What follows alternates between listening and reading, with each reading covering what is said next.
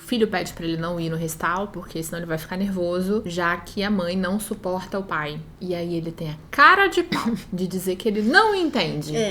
Por que que a mãe do menino o odeia tanto? Será porque ele foi fazer uma turnê de trabalho e simplesmente abandona ela Nunca sem mais avisar? voltou pra casa. Olá, meu nome é Mira. Eu sou Raquel. Nós somos psicólogas clínicas. E hoje, só porque vocês pediram, a gente vai falar do último filme da trilogia Antes do Amanhecer, Antes do Pôr do Sol, e a gente vai falar do Antes da Meia-Noite. Então, só pra deixar claro, esses 2 primeiros filmes, eles estão lá em fevereiro, se eu não me engano, a data. Sim. E você pode voltar lá, assistir os 2 primeiros. E hoje a gente vai falar, então, do Antes Da Meia-Noite. Da Meia-Noite,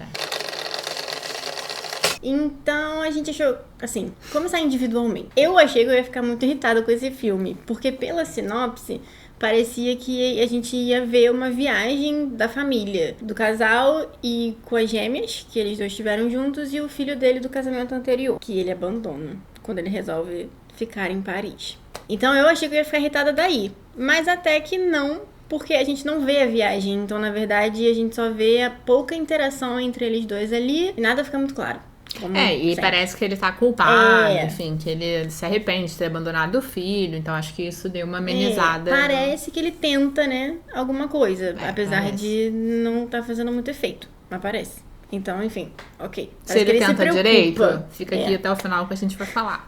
Eu achei que ele não ia ligar e pelo menos parece que ele se preocupa. Eu achei chato. Sabe aquele filme que, tipo, fiquei até o final porque eu tinha que fazer análise? Foi esse. Entretanto, menos pior do que o segundo. Sim. O segundo é o pior de todos, porque o segundo, além de ser chato, o segundo, ele tem muitas frases problemáticas. E aí volta lá no vídeo pra entender essas frases problemáticas, senão esse vídeo vai ficar gigantesco. Entretanto, eu achei chato, e aí quando a gente chegou agora pra pensar o que a gente ia falar do filme, Raquel trouxe uma visão que me convenceu. Então, eu achei o filme realista.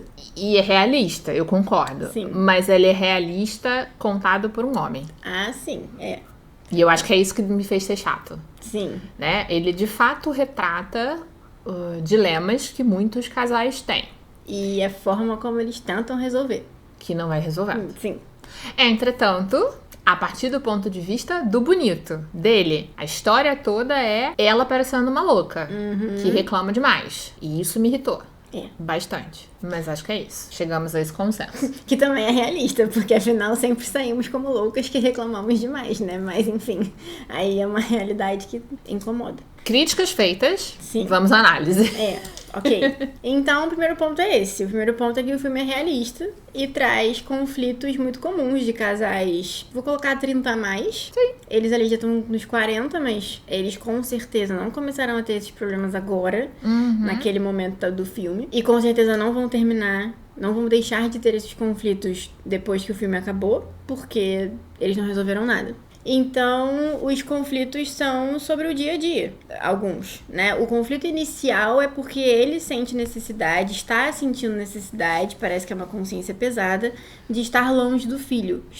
O filho está crescendo sem ele acompanhar nada. Um pouco tarde para criar consciência, mas tudo bem. 9 anos, só isso. Ok. Então ele está incomodado com isso.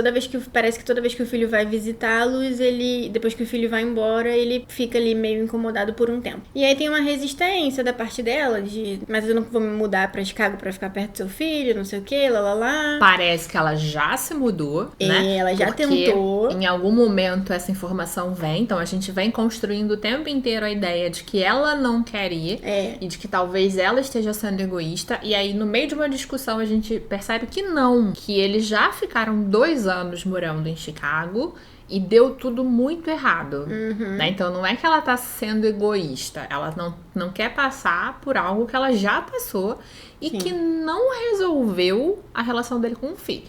Exatamente. A gente vai chegar nesse ponto, mas fica com essa informação, guarda aí. Exatamente. E vou pegar esse gancho aqui pra falar de um outro momento que foi construído pra gente achar que ela é maluca, exagerada. E não é. Porque tem uma hora que ela fala no almoço lá com outras pessoas. Porque a gente tava conversando no carro e ele tá querendo que a gente vá pra Chicago pra eu ser babado da ex-esposa dele a cada 15 dias. Aí você pensa, nossa, que pessoa horrível, por que ela tá falando desse jeito? Nossa, que exagerado. A gente pensa isso quando a gente assiste.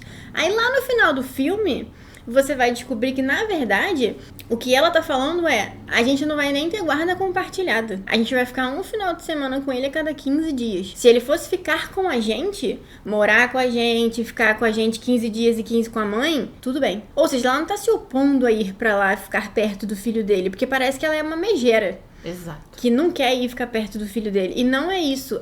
O questionamento dela é: a gente vai pra no final continuar não ficando perto dele. Então pra que a gente tá indo? Sim. E mais, nessa mesma discussão, ela coloca que é ela que cuida sozinha das gêmeas na maior parte do tempo. Então, ela vai trocar toda a vida dela, todo o trabalho dela, toda a questão de 2 crianças pra ficar perto. E ela tem rede de apoio. Exatamente. Em Chicago não. Pra ela ficar perto de uma criança que só vai ficar quinzenalmente e que talvez ele não faça o papel de pai dele. Nem do menino. Porque o bonito tá culpado, mas na prática não tá fazendo muita coisa, né? Tanto que é ela que tá cuidando das crianças ali o tempo inteiro. Pois é. Enquanto ele está lá falando do livro para os outros amigos. Gente, eu tenho horror ao personagem desse homem. Ele me irrita num grau que eu não consigo descrever. Complicado. E aí, voltando nessa conversa do almoço, gente, vocês não acharam essa conversa esquisita, não? Uma conversa que não tem lé com cré, cara. Eles estão falando de um assunto como se eles fossem super íntimos. Daí você vê que eles não são íntimos. E aí começa num assunto, muda pra outro, e muda pra outro, e fala de sexo, e constrange um, constrange outro. Caraca, alguém tem esse tipo de conversa? Vocês sentam com outras pessoas que vocês não conhecem e falam esse nível de intimidade? Que, assim, zero faz sentido pra mim aquela conversa. Bizarro. Zero. Assim, a coisa mais bizarra pra mim do filme é a conversa do dia você passa num dia, né? Boa parte do filme. Mas esse almoço em que tá o escritor mais antigo, né? Eles dois, a amiga do escritor, um casal, e o neto do escritor com a namorada. Tipo, são pessoas de gerações diferentes. E aí eu acho que talvez a intenção fosse essa, né? Fosse mas chocar as gerações. Mas assim, zero não faz sentido. Com o objetivo. Exato. Pra mim, a conversa sem pé nem cabeça. Não, pois é. E aí, chegamos no ponto de entender que... por que a gente tá falando aqui que é realista, que eles não resolvem os problemas e que muitos casais fazem do mesmo jeito? Porque eles passam o filme inteiro, e não é só nesse filme, tá? Em filmes anteriores isso rola, mas num nível um pouco diferente. O tempo todo eles estão buscando um culpado pros problemas. Eles estão sempre se acusando de alguma coisa, eles estão sempre se ofendendo de alguma forma, sabe? É um bate e volta o tempo todo, como se eles estivessem... Numa guerra. Numa competição, numa guerra. E aí, isso normalmente acontece com casais. A gente tava até comentando, né? Eu falei pra Emília, olha pros seus atendimentos em que as pessoas têm questões sobre relacionamento. Muitas vezes é isso que tá acontecendo. A gente precisa mostrar que pra eles poderem resolver problemas, eles precisam focar no problema e não em quem é o culpado pelo problema. E focar em solução do problema e não você tá errado, se vira aí pra ver o que você vai fazer de diferente. Né? Então, precisa ser uma coisa mais objetiva, uma coisa mais prática. E no filme não tem nada de objetivo, nada de prático. E essa questão de mostrar que é do ponto de vista dele, né? Tem a cena... primeiro esses pontos que a Raquel já levantou, e na cena da discussão, que é como se ela toda hora rendesse a discussão, né? Que ela sai e volta, sai e volta, sai e volta... Que é essa ideia de... ela não tá querendo terminar a discussão. Ela vai embora, ela não sabe o que ela quer. Porque ela vai embora e ela volta. Ela vai embora e ela volta. E toda vez que ela volta, são questões pertinentes, né? É quando, por exemplo, a gente descobre que ela que cuida das crianças, das meninas, né? Não é ele não exerce esse papel. A gente descobre, por exemplo, que ele atraiu. O pai, o esposo maravilhoso, atraiu, né? Então, muito... Acho que é importante a gente olhar com cuidado pra esse filme, porque é muito fácil de colocá-la no papel da megera e de quem tá errada, maluca. Quando na verdade não é isso, né? Sim. Ela tá trazendo queixas extremamente importantes, só que ele rebate tudo. Totalmente ignoradas. Exatamente. Totalmente ignoradas. E aí, a gente chega na conversa final. No final do filme, né? Na conversa lá no restaurante. Que é outra coisa problemática. Gente, ele simplesmente tenta fingir que nada aconteceu. Ele tenta chegar como se ele fosse um desconhecido e fosse descontrair o ambiente e fosse ficar tudo bem. Aí, como ela não aceita, ele ainda se sente no direito de ficar muito chateado ofendido. E ser um tanto quanto agressivo com ela, dizendo pra ela: eu aguento um monte de coisa que você faz também. E... eu anotei, mas eu já fiquei com ranço, já esqueci. Mas meio que insinuando, aí foi a minha interpretação, a Emília até não teve a mesma, mas foi a minha interpretação, insinuando assim: cara, você também não é fácil de lidar, não. Você não vai encontrar outra pessoa que aguente o que eu aguento. Então, se você... contenta aí. É isso aqui. Isso aqui é a vida real. Isso aqui é o que você pode ter. E aí, assim, todos os problemas que ela colocou não são falados. Ele já disse, ele já deixou claro que ele não vai discutir sobre e que ele não tem o que dizer sobre. E aí, num profundo ato de compromisso com quem pediu pra gente analisar, eu ainda tentei tirar alguma coisa de bom dessa conversa. E assim, acho que tem um ponto que é entender que desentendimentos fazem parte de uma relação. As coisas não vão ser perfeitas, ou seja, eles nunca vão chegar numa posição em que os dois agradem 100% um ao outro. Então, esse final em que ela vai e fala: o que você sonhou? E no sonho, qual era a máquina de teletransporte lá que ele tava falando, máquina do tempo? Então, acho que tem esse lugar, mas ao mesmo tempo, é isso. Ele é super agressivo com ela, ele fala: eu também aguento um monte de coisa, você não quer aguentar, o problema é seu. E aí fica na mão dela, do tipo, ou eu topo o que ele tá propondo, eu finjo que tudo isso que a gente conversou não existiu e os problemas se mantêm, porque eles não traçaram nenhuma solução pros problemas, ou eu vou romper essa relação. E a gente sabe que não é simples romper uma relação, né? E sequer é a primeira coisa que a gente incentiva as pessoas a fazerem. Mas é muito problemático, né? Porque parece que ela que tem que decidir. Ele já botou tudo em jogo. Ele tão legal, tão bacana. Botou tudo em jogo, foi lá, fez o esforço de descer do quarto pra ir até ela. E aí depende dela, se vira aí, você que decide. Então isso é muito problemático, até porque reforça muitos estereótipos de gênero. É muito comum a gente ver relações dos homens fazendo exatamente isso com as suas mulheres e as mulheres achando que estão erradas, quando na verdade não estão, quando elas estão reivindicando coisas certas. E uma das coisas que a gente sempre diz é: quando vocês forem reclamar numa relação, seja homem, seja mulher, estabeleça soluções. Pensem junto em soluções. Uma conversa que é só reclamar, ela não tem função. Ela só serve pra brigar. A gente precisa sentar: o problema é esse. Eu tô incomodada que você não cuida das meninas. Como é que a gente vai resolver isso? Eu gostaria que você ficasse com elas todas as tardes pra que eu pudesse fazer tal coisa. Isso é uma solução. Pode ser que não dê certo, mas é uma tentativa. Então, isso falta muito nos relacionamentos. As pessoas sentarem pra pensar em soluções pra colocar em prática e não apenas ficarem se agredindo e se culpando. Fechamos esse ponto. Vamos pro próximo. E aí, o próximo ponto, então, é a relação deles dois com o menino, né? Então, contamos pra vocês que os problemas do filme começam na discussão dele querer estar mais perto do filho, teoricamente. Só que ao longo de todo o filme a gente vai vendo como que o menino confia muito mais e é muito mais próximo dela do que dele. E assim, aonde que está então o resultado do querer se aproximar do filho? E dessa coisa toda do eu tô muito distante, o que tá acontecendo? E ele como se o problema fosse morar em outro continente. Ela também mora e ele tem uma relação ótima com a menina. O menino tem uma relação ótima com ela.